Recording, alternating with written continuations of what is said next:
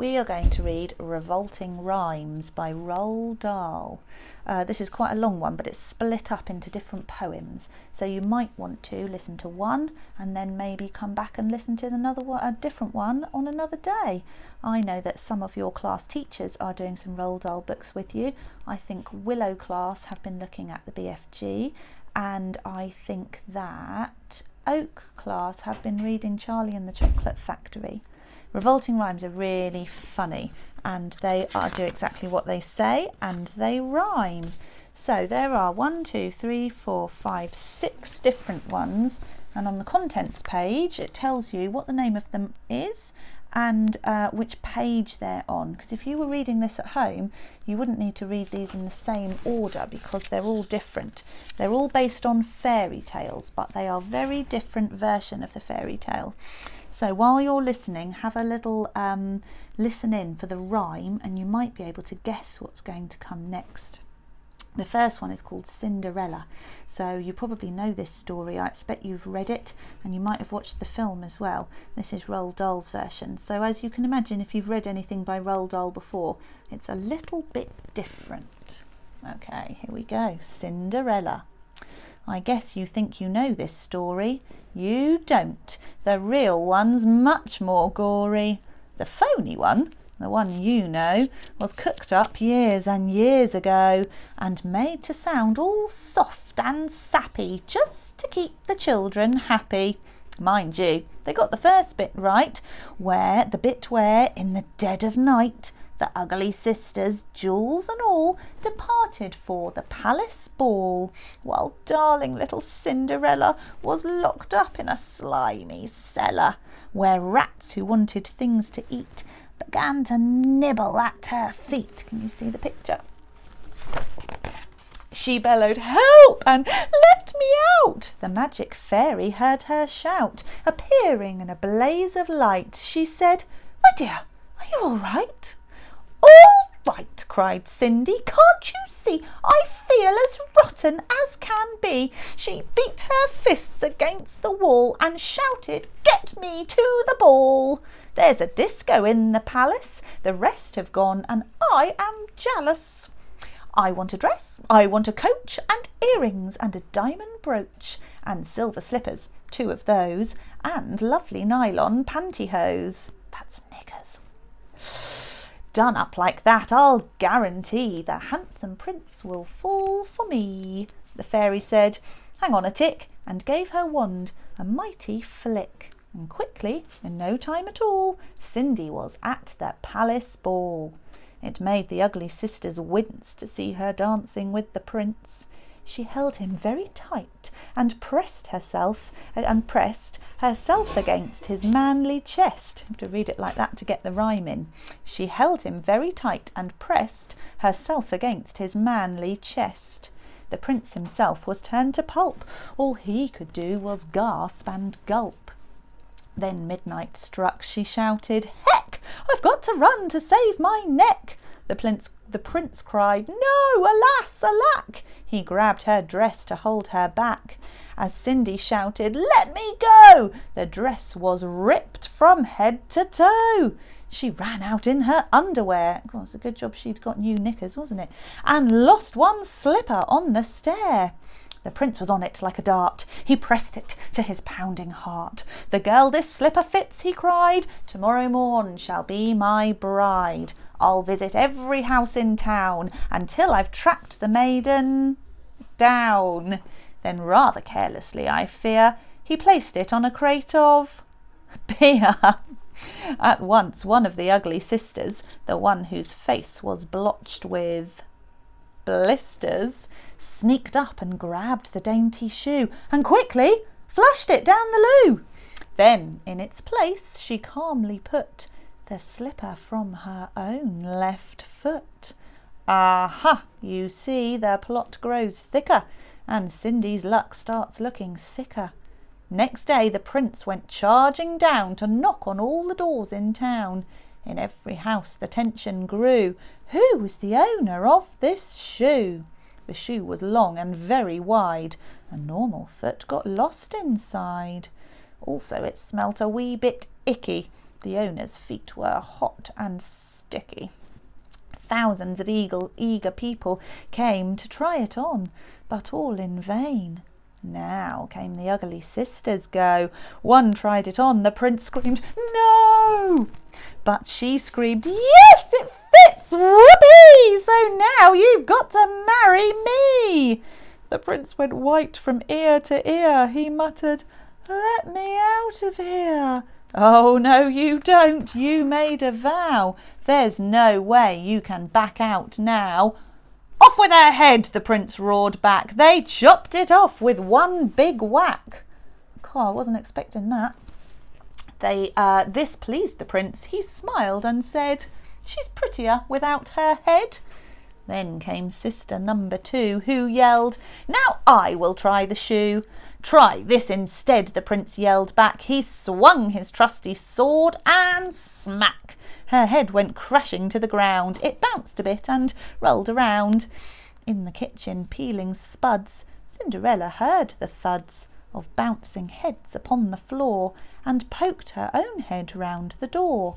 "What's all the racket?" Cindy cried. "Mind your own biz," the prince replied. Poor Cindy's heart was torn to shreds. "My prince," she thought, "he chops off heads. How could I marry anyone who does that sort of thing for fun?" The prince cried, "Who's this dirty mutt? Off with her nut! Off with her nut!" Just then, in a blaze of light, the magic fairy hove in sight. Her magic wand went swoosh and swish. "Cindy," she cried, "come make a wish. Wish anything, and have no doubt that I will make it come about." Cindy answered, "Oh, kind fairy, this time I shall be more wary. No more princes, no more money. I have had my taste of honey. I'm wishing for a decent man. They're hard to find. Do you think you can?" Within a minute, Cinderella was married to a lovely fella, a simple jam maker by trade, who sold good homemade marmalade. Their house was filled with smiles and laughter, and they were happy ever after. Okay, this one is Jack and the Beanstalk. Do you know this story?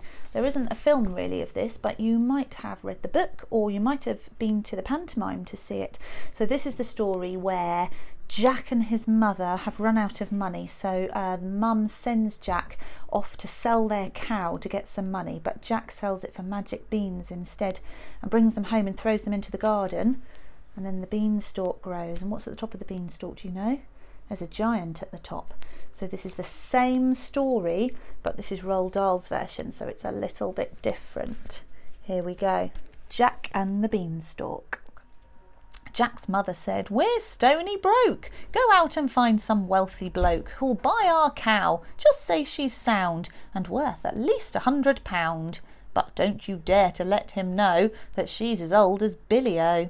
Jack led the old brown cow away and came back later in the day and said, "Oh, Mumsy dear, guess what your clever little boy has got?" I really don't know how, a super trade-in for our cow." The mother said, "You little creep, I'll bet you sold her much too cheap." Can you see the picture of her? She doesn't look very nice or very happy about that, actually.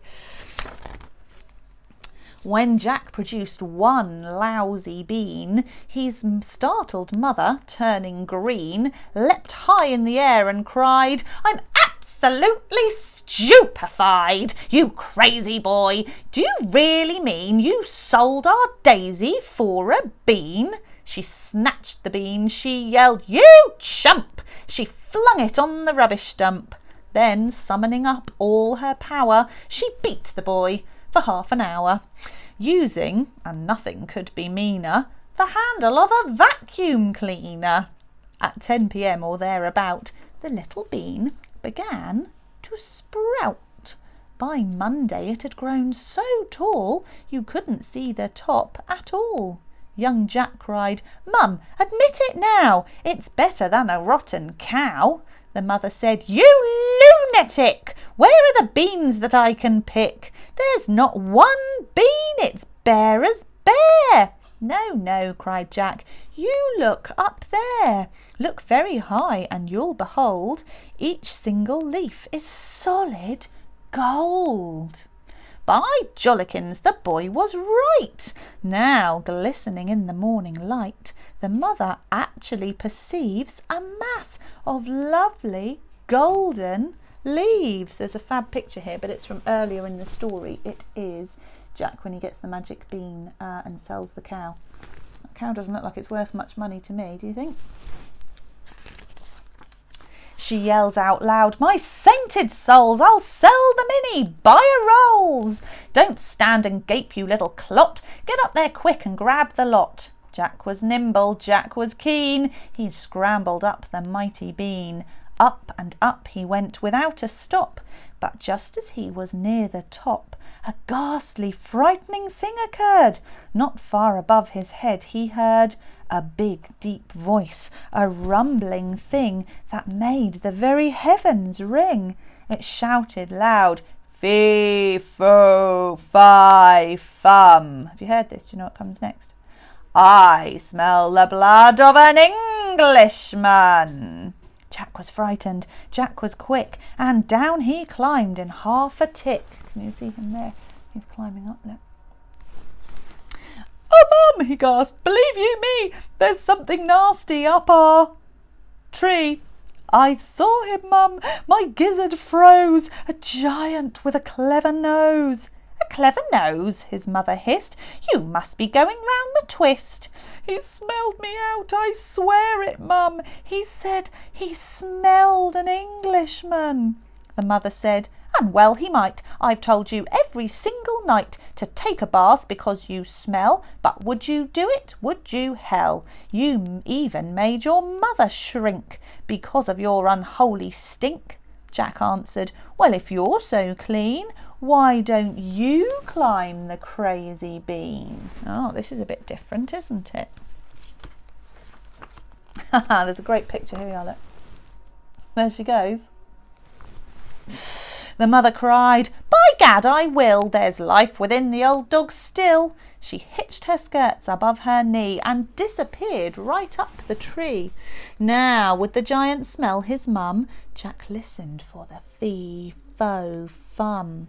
He gazed aloft, he wondered when the dreaded words would come, and then, from somewhere high above the ground, there came a frightful crunching sound. He heard the giant mutter twice, by gosh, that tasted very nice, although, and in grumpy tones, I wish there weren't so many bones. What happened to Jack's mum? She got eaten by the giant. By Christopher, Jack cried, by gum, the giant's eaten up my mum. He smelled her out, she's in his belly. I had a hunch that she was smelly.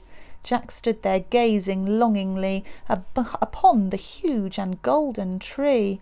He murmured softly, golly gosh, I guess I'll have to take a wash if I am going to climb this tree without the giant smelling me. In fact, a bath's my only hope. He rushed indoors and grabbed the soap. He scrubbed his body everywhere. He even washed and rinsed his hair. There's the giant, look. He did his teeth, he blew his nose, and went out smelling like a rose. Once more he climbed the mighty bean. The giant sat there, gross, obscene, muttering through his vicious teeth, while Jack sat tensely just beneath, muttering loud, fee, fo, fi, fum. Right now I can't smell anyone. Jack waited till the dark giant slept, then out along the boughs he crept, and gathered so much gold, I swear, he was an instant millionaire. A bath, he said, does seem to pay. I'm going to have one every day.